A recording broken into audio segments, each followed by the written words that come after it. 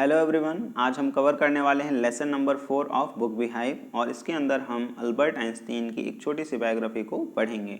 इसका नाम है अ ट्रूली ब्यूटीफुल माइंड। सो आइए शुरू करते हैं। Who do you think of when you here the word genius? जब आप जीनियस वर्ड को सुनते हैं तो आप किसके बारे में सोचते हैं?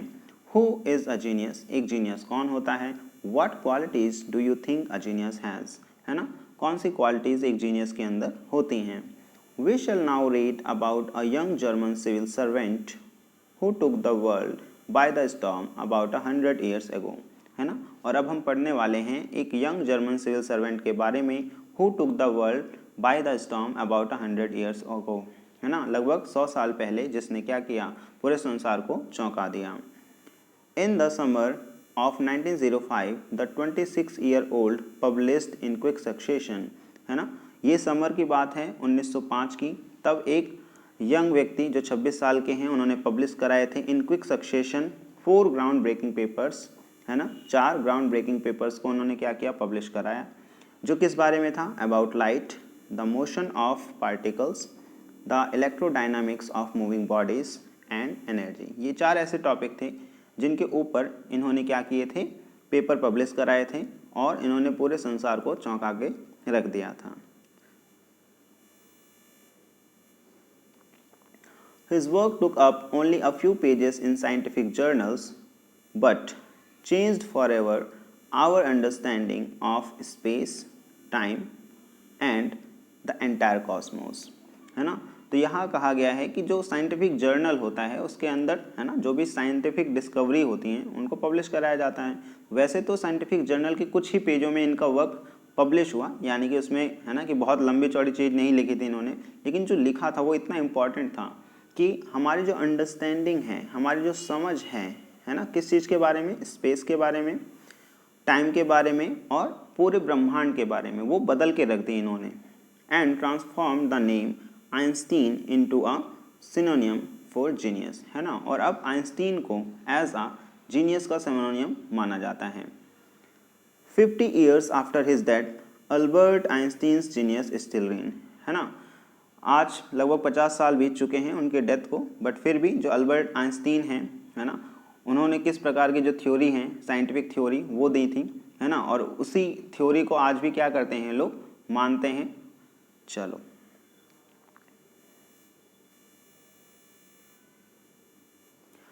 Albert Einstein was born on 14th March 1879 in German city of Ulm without any indication that he was destined for greatness। है ना, अल्बर्ट आइंस्टीन का जन्म कब हुआ था?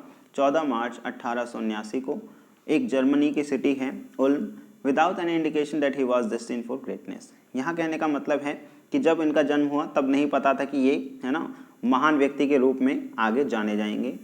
ऑन द कॉन्ट्ररी, बल्कि इसके अपोजिट क्या हुआ, his mother thought Albert was a freak. है ना, और इनकी मदर ने क्या समझा कि जो अल्बर्ट हैं, है ना, वो बिल्कुल क्या होंगे, बिल्कुल भिन्न होंगे और लोगों की तरह, नॉर्मल लोगों से एकदम अलग होंगे।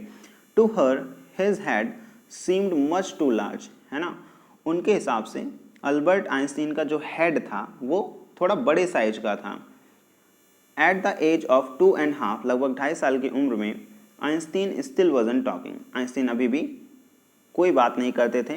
When he finally did learn to speak, जब उन्होंने बोलना शुरू किया, ही अटर्ड एवरीथिंग ट्वाइस, तो वो हर चीज़ को दोहराते थे, यानी कि 2-2 बार बोला करते थे। Einstein did not know what to do with other children, और आइंस्टीन को बिल्कुल नहीं पता था कि भाई दूसरे बच्चों के साथ कैसे खेलना है, कैसे बातें करनी है। And his playmates called him brother boring. है ना, और जो भी बच्चे उनके साथ खेला करते थे वो उनको ब्रदर बोरिंग के नाम से बुलाया करते थे। So the youngster played by himself, तो जब अल्बर्ट आइंस्टीन छोटे थे तो वो अकेले ही खेला करते थे बिना किसी बच्चे के साथ। है ना, क्योंकि अब कोई भी बच्चा उनके साथ खेलता नहीं था और वो उनको ब्रदर बोरिंग बोला करते थे, तो ज़्यादातर जो समय था इनका अकेले ही बीतता था, अकेले ही खेला करते थे।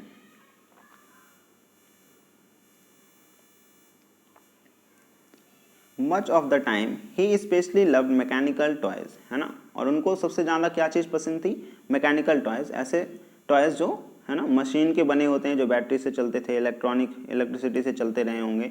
सो ऐसी ही चीज़ों को वो पसंद किया करते थे। Looking at his new born sister Maja, इनकी जब छोटी बहन का जन्म होता है माजा का, he is said to have said, है ना, तो ऐसा कहा गया है कि भाई इन्होंने कहा जब उनकी सिस्टर को उन्होंने देखा, fine but where are her wheels, है ना, तो वो कहते कि अरे ये तो ठीक है लेकिन इसके पहिए कहाँ हैं, है ना, अपनी छोटी बहन की तरफ देख करके क्या बोलते हैं कि इनके पहिए कहाँ हैं।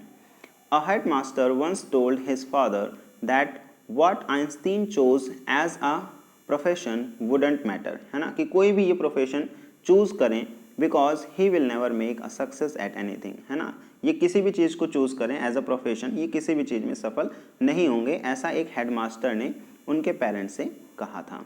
Einstein began learning to play the violin at the age of 6, जब ये 6 साल की उम्र में थे तो इन्होंने वायलिन सीखना शुरू किया था, because his mother wanted him to, क्योंकि ऐसा उनकी मदर चाहती थी। He later became a gifted amateur violinist, है ना, एमेच्योर का मतलब होता है ऐसा व्यक्ति जो अपनी खुशी के लिए कोई चीज़ करता हो, है ना, तो ऐसा नहीं था कि इनकी मदर के कहने से इनके ऊपर कोई प्रेशर था कि वो वायलिन सीखें, बट ऐसा उनकी मदर भी चाहती थी कि भाई ये वायलिन सीखें, और बाद में क्या हुआ, ये एक गिफ्टेड एमेच्योर वायलिनिस्ट बने, यानी कि ये बहुत सुंदर तरीके से वायलिन को बजा लेते थे। Maintaining this skill through out his life, और इन्होंने पूरे जीवन में अपनी इस स्किल को मेंटेन रखा।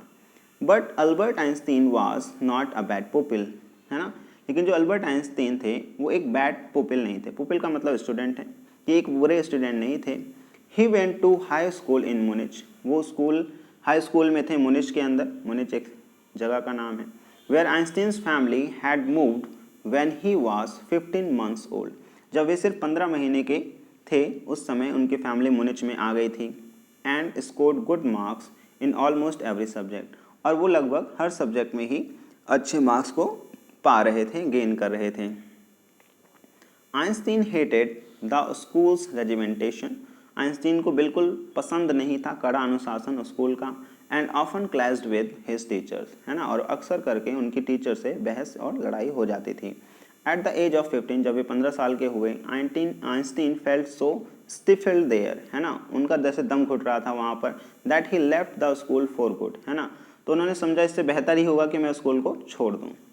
The previous year Albert's parents had move to Milan, है ना, और जब इन्होंने स्कूल छोड़ा उससे 1 साल पहले ही इनके पेरेंट्स मिलान, एक दूसरी जगह है, वहाँ पर शिफ्ट कर गए थे। And left their son with the relatives, है ना, और इन्होंने अल्बर्ट को रिलेटिव्स के यहाँ, रिश्तेदारों के यहाँ छोड़ दिया था।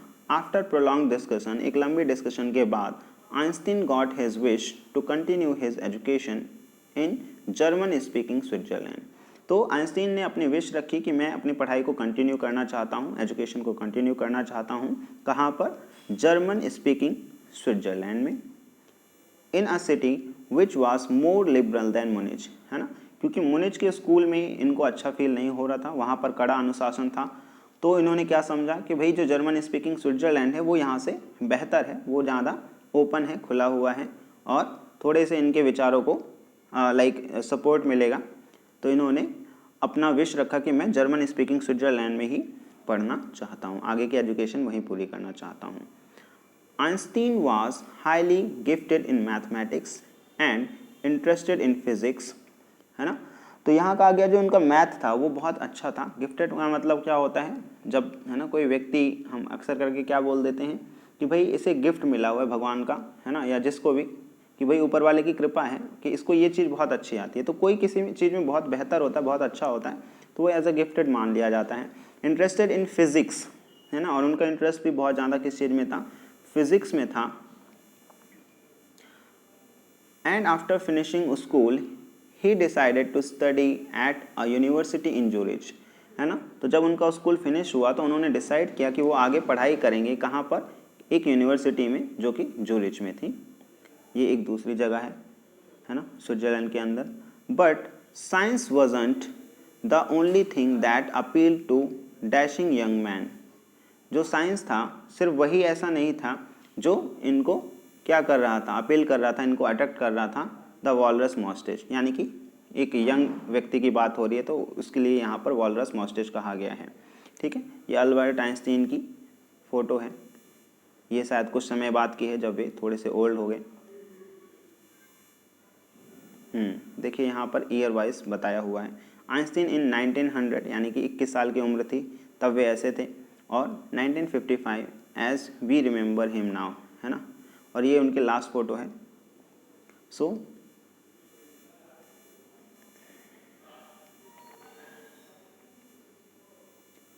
ही also felt a special interest in a fellow student. एक फेलो स्टूडेंट थी, यानी कि इनके साथ पढ़ने वाले एक स्टूडेंट थी मिलेवा मैरिक, ये उनमें भी इंटरेस्ट लेते थे, यानी कि लाइक साथ में ही पढ़ रहे थे और उनसे ये प्यार करने लगे थे। whom he found to be a clever creature, जिसको ये क्या मानते थे, एक क्लेवर क्रिएचर, यानी कि वो भी क्या थी, बहुत ज़्यादा पढ़ने में ब्रिलियंट थी।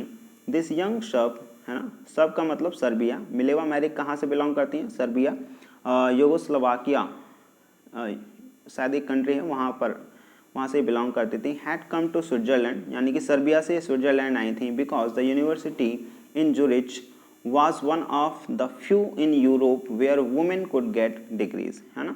तो जुरिच की ही ऐसी कुछ यूनिवर्सिटी थी यूरोप के अंदर जो क्या करती थी, अलाउ करती थी विमेन को भी डिग्री लेने के लिए, पढ़ाई कंटिन्यू करने के लिए eight a university level.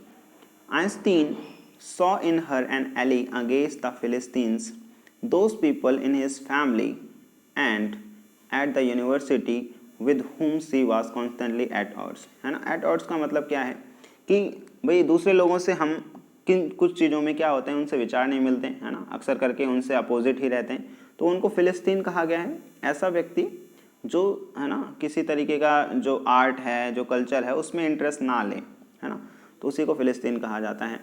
The couple fell in love, दोनों प्यार में पड़ते हैं। Letters survive in which they put their affection into words, है ना, कुछ ऐसे लेटर मिले हैं जो इनके बीच में आदान प्रदान किए गए थे, मिलेवा मैरिक और अल्बर्ट आइंस्टीन के बीच में। उसी से पता लगता है कि इन दोनों के बीच में प्यार बढ़ता है और ये एक दूसरे को अपना प्यार का जिक्र उसी लेटर के थ्रू करते हैं। मिक्सिंग साइंस विद टेंडरनेस, है ना, और ये साइंस को टेंडरनेस मतलब कि साइंस को भी और अपने प्यार को भी, दोनों को ये क्या कर रहे थे, शेयर कर रहे थे लेटर के थ्रू एक दूसरे को लिख करके। Wrote Einstein, how happy and proud I shall be when we both have brought our work on relativity to a victorious conclusion. तो कहीं ना कहीं अल्बर्ट आइंस्टीन ने मिलेवा मैरिक को ये ऑफ़र किया कि मैं बहुत खुश होऊंगा अगर हम क्या करें, थ्योरी ऑफ रिलेटिविटी पर काम करें और इसको क्या करें, फिनिश करें। ऐसा उन्होंने एक लेटर में मिलेवा मैरिक को लिखा था।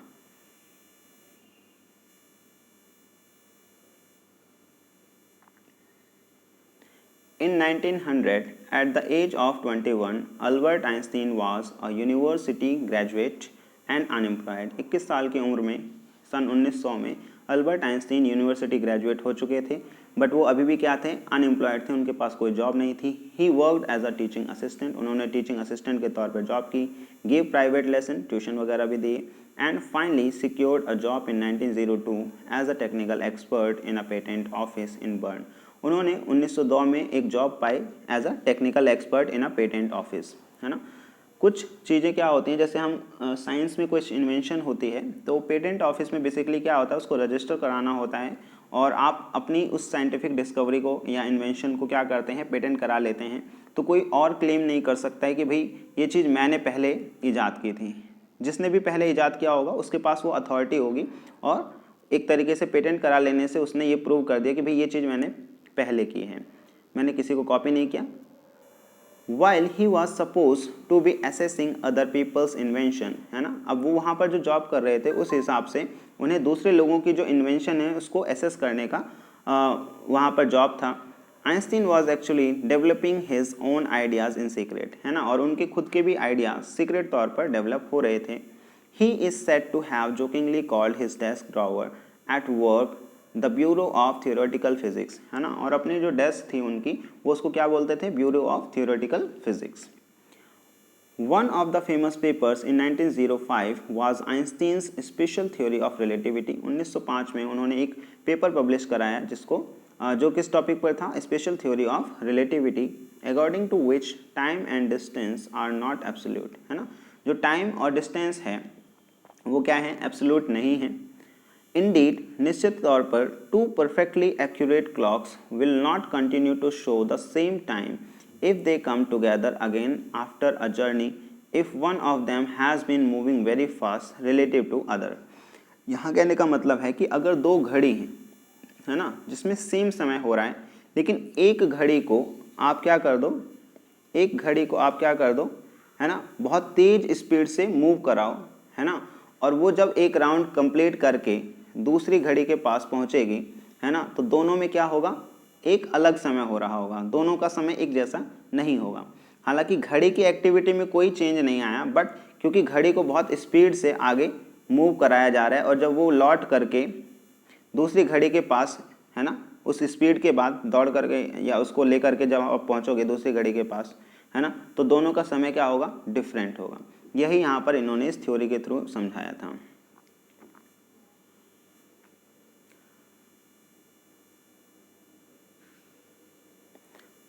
From this followed the world's most famous formula which describes the relationship between mass and energy, है ना, और इसी थ्योरी से एक जो फेमस फार्मूला है वो निकल करके आया, E इज टू mc²।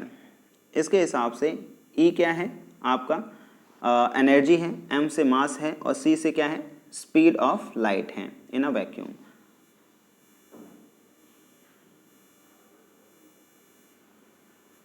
अब आइंस्टीन ने इस थ्योरी को समझाने के लिए एक छोटा सा एग्जाम्पल लिया है।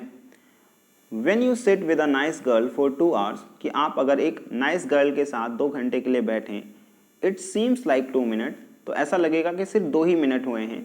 When you sit on a hot stove for 2 minutes, है ना, कि आप किसी हॉट स्टोव पर 2 मिनट के लिए बैठें, तो it seems like 2 hours, that's relativity, है ना।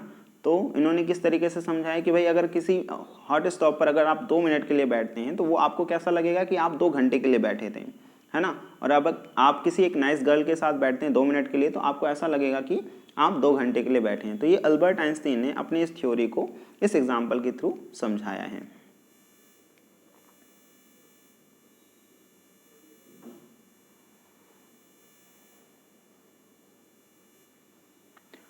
While Einstein was solving the most difficult problems in physics, his private life was unraveling, है ना, कि वो फिजिक्स की बहुत सारी जो कठिन से कठिन प्रॉब्लम थी उसको वो सॉल्व कर रहे थे, बट जो उनकी पर्सनल लाइफ थी वो उतनी अच्छी नहीं चल रही थी। Albert had wanted to marry Mileva right after finishing his studies, है ना, तो अपनी पढ़ाई पूरी करने के तुरंत बाद ये मिलेवा से शादी करना चाहते थे, but his mother was against it, लेकिन उनकी मदर इसके खिलाफ थी। She thought Mileva who was 3 years older than her son was too old for him, उनका मानना था कि जो मिलेवा हैं वो अल्बर्ट आइंस्टीन से 3 साल बड़ी हैं, जो कि काफ़ी बड़ी हैं इनकी मदर के हिसाब से, वो मतलब इनकी मदर ऐसा सोचती हैं। She was also bothered by Mileva's intelligence. She is a book like you, his mother said. Einstein put the wedding off, है ना। वो एक और रीज़न देते हैं कि जो मिलेवा है वो भी क्या है, बहुत ज़्यादा इंटेलिजेंट है, वो भी हमेशा क्या है, बुक में ही लगी रहती है, बुक ही, है ना, पढ़ती रहती है या बुक में ही घुसी रहती है। तो इनकी मदर ने, है ना, जब ऐसा कुछ कहा तो आइंस्टीन ने अपनी वेडिंग को टाल दिया, अपनी शादी को टाल दिया। The pair finally married in January 1903, उनकी फाइनली 1903 जनवरी में शादी हो जाती है। एंड हैड 2 सन्स, उनके 2 बच्चे होते हैं। But a few years later the marriage faltered, है ना, लेकिन कुछ सालों के बाद जो उनकी शादी थी वो टूट जाती है। Mileva meanwhile was losing her intellectual ambition and becoming an unhappy housewife, है ना। जो मिलेवा थी, है ना, क्या होता है शादी के बाद जब इनके बच्चे होते हैं तो उसके बाद जिम्मेदारियां बढ़ जाती हैं। दूसरा वो थोड़ी सी एम्बिशियस थी, वो भी कुछ हासिल करना चाहती थी, है ना, साइंस की फील्ड में, तो वो अपनी एम्बिशन में कहीं ना कहीं पीछे हो जा रही थी, है ना, वो उतना समय नहीं दे पा रही थी। इस वजह से वो, है ना, उनके बीच में झगड़ा होता है और वो अनहैप्पी हाउसवाइफ की तरह हो जाती हैं, है ना, मतलब लगातार इस तरीके की सिचुएशन से वो एक अनहैप्पी हाउसवाइफ बन करके रह जाती हैं। After years of constant fighting, लगातार, है ना, कई साल तक इनके बीच में, है ना, झगड़े होते रहते हैं, constant fighting, the couple finally divorced in 1919 में इनका क्या होता है, डाइवर्स हो जाता है। Einstein married his cousin Elsa the same year, है ना, और उसी साल आइंस्टीन अपनी कज़न एल्सा से शादी कर लेते हैं। Einstein's new personal chapter coincided with his rise to the world fame in 1915. He had published his general theory of relativity. 1915 में ये क्या करते हैं, पब्लिश कराते हैं अपनी जनरल थ्योरी ऑफ रिलेटिविटी। 1905 में इन्होंने special theory of relativity publish कराया था और 10 साल के बाद इन्होंने जनरल थ्योरी ऑफ रिलेटिविटी को पब्लिश कराया, which provided a new interpretation of gravity, जिसमें ग्रेविटी के बारे में एक नई चीज़ इन्होंने बताई।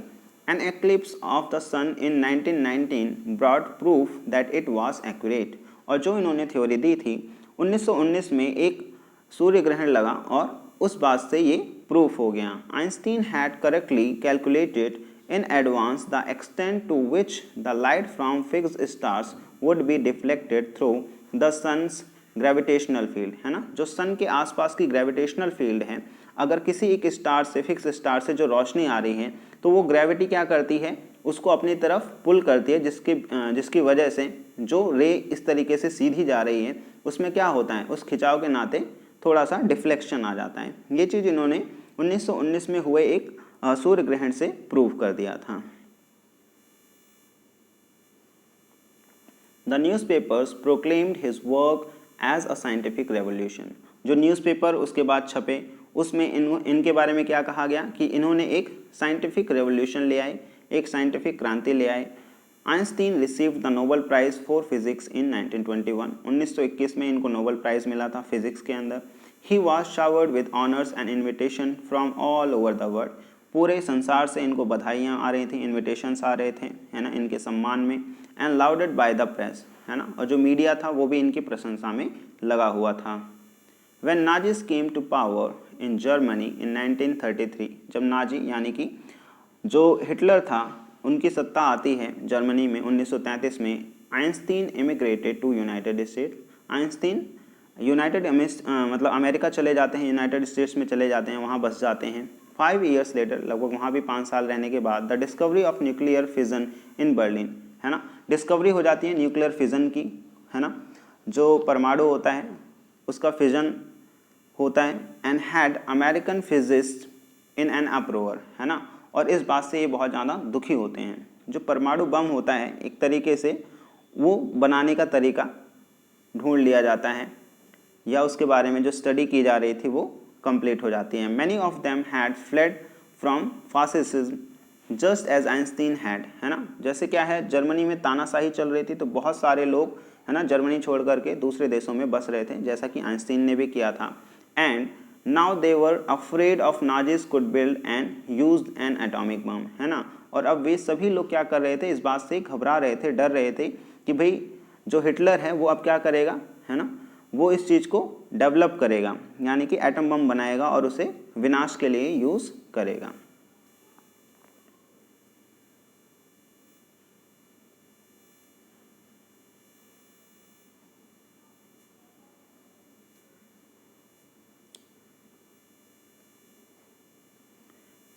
At the urging of a colleague, Einstein wrote a letter to the American President Franklin D. Roosevelt on 2nd August 1939 in which he warned a single bomb of this type exploded on a port might very well destroy the whole port together with some of the surrounding territory, है ना। एक colleague थे इनके जिन्होंने इनको अर्ज किया, कहा कि आप प्लीज़, है ना, जो प्रेसिडेंट है अमेरिका के उनको एक लेटर लिखो और इस एटम बम के बारे में क्या करो, उन्हें इन्फॉर्म करो। तो बिल्कुल ये ऐसा ही करते हैं। 2 अगस्त 1939 को उस समय के जो प्रेसिडेंट थे फ्रैंकलिन डी रूजवेल्ट को ये क्या करते हैं, एक लेटर लिखते हैं। उस लेटर में जो एटम बम है उसके द्वारा होने वाले विनाश को ये समझाते हैं कि अगर किसी पोर्ट पर इसको फोड़ दिया जाए तो वो पूरा का पूरा पोर्ट क्या करेगा, फिनिश हो जाएगा और उसके आसपास का भी जो एरिया है वो भी क्या होगा, डिस्ट्रॉय हो जाएगा। His word did not fail to have an effect, है ना, ऐसा नहीं हुआ कि भाई इनकी बातों से उनके ऊपर फ़र्क नहीं पड़ा, बट फिर भी Americans developed the atomic bomb in a secret project of their own and dropped it on the Japanese cities of Hiroshima and Nagasaki in August 1945, है ना। फिर भी अमेरिका ने चोरी छुपे, है ना, बहुत सीक्रेट तरीके से इस प्रोजेक्ट पर काम किया और उन्होंने एटम बम को बना करके तैयार कर लिया। और बाद में 1945 में जापान के 2 शहर हैं हिरोशिमा और नागासाकी, वहाँ पर इन्होंने ये बम फोड़े, वहाँ पर ये 2 बम गिराए। Einstein was deeply shaken by the extent of destruction, इस डिस्ट्रक्शन, इस विनाश की वजह से जो आइंस्टीन थे वो बहुत ज़्यादा दुखी होते हैं। This time he wrote a public missive to the United Nation, उन्होंने एक सरकारी पत्र में इन सब चीज़ों के लिए, है ना, आग्रह किया कि भाई ये चीज़ें नहीं होनी, पब्लिक मिसिव लिखा उन्होंने। In it he propose the formation of a world government, है ना, उन्होंने इस पत्र में क्या लिखा कि एक वर्ल्ड की गवर्नमेंट होनी चाहिए। Unlike the letter to Roosevelt this made no impact, है ना। भाई जब रूजवेल्ट को इन्होंने लिखा था तो उसने इस बारे में, होता है ना कि लाइक फील किया कि हाँ भाई ये चीज़ है, जो एटम बम है उससे नुकसान होता है, लेकिन इस बार जो इन्होंने पब्लिक मिसिव लिखी थी उससे किसी पर भी कोई फ़र्क नहीं पड़ा।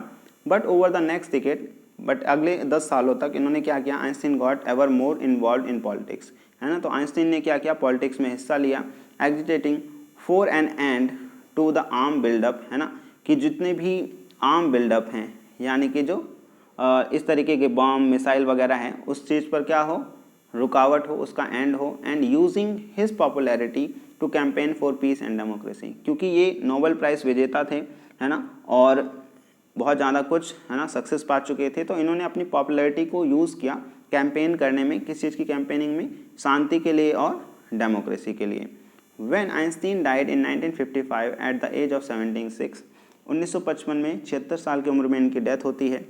ही was celebrated as a visionary and world citizen, इनको सेलिब्रेट किया जाता है एज अ विजनरी, क्योंकि ये विज़न, है ना, बड़े बड़े विज़न को ये फॉलो करते थे, एंड और बड़े बड़े विज़न थे इनके, यानी कि पूरे संसार में जितने भी लोग हैं उन सभी की केयर के लिए काम कर रहे थे, पीस के लिए काम कर रहे थे, डेमोक्रेसी के लिए काम कर रहे थे, और इनको एज अ वर्ल्ड सिटीजन भी माना जाता है as much as a scientific genius, है ना। और इनको सबसे ज़्यादा जो बड़ी चीज़, है ना, बड़ी चीज़ कहने का मतलब है सबसे ज़्यादा जो स्पेशल है इनके बारे में, वो क्या है कि एक साइंटिफिक जीनियस थे। सो ये लेसन यहीं पर एंड होता है।